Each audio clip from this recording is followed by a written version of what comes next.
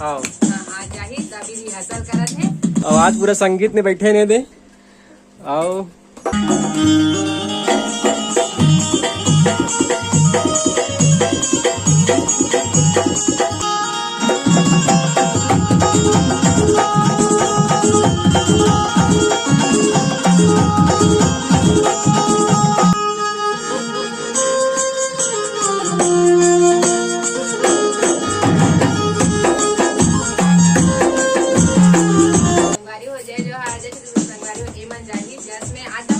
हाँ रिहर्सल करत है फिलहाल चलो आप मन दिखाता हूँ कैसे रिहर्सल करत है। पैर नाल वाले सब पूरा ओके है तो वीडियो में आखिरी तक बने रहू मिलथन वीडियो में।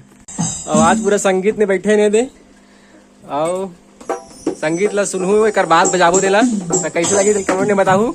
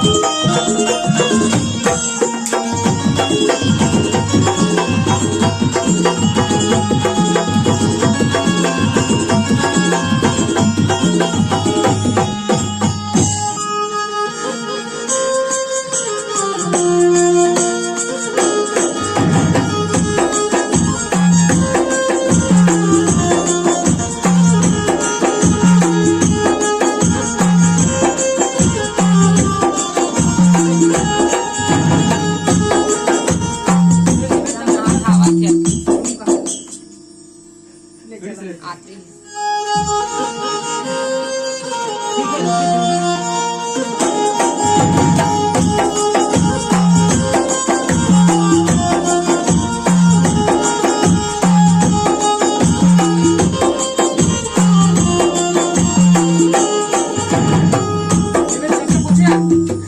अरे नहीं होते इसका मतलब धोखा था। कावा करा होता आखिरी है, आखिरी। मत तो बिगड़ जी नहीं का इसमें ठीक जमा देगा।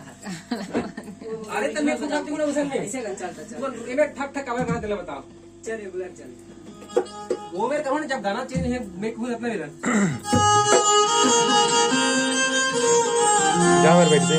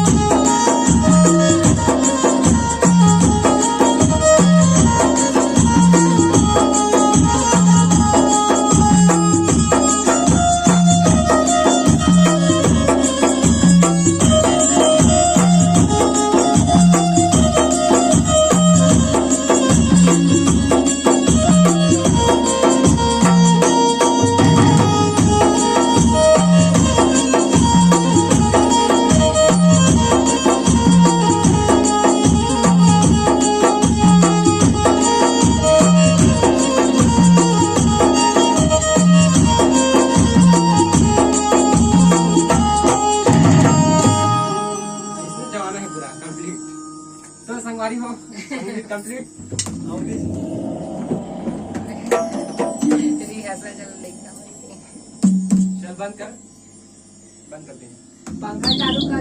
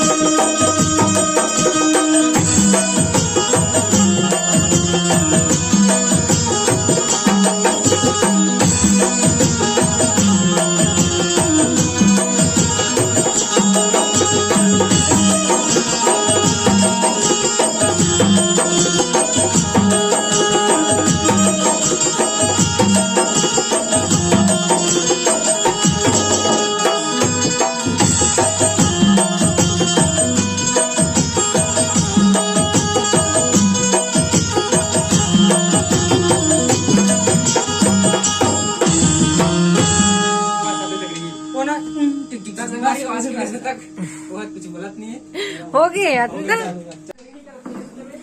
तो संगवारी हो मन घर के रिहर्सल हो गई कंप्लीट और थोड़ा और करी पता नहीं बोला।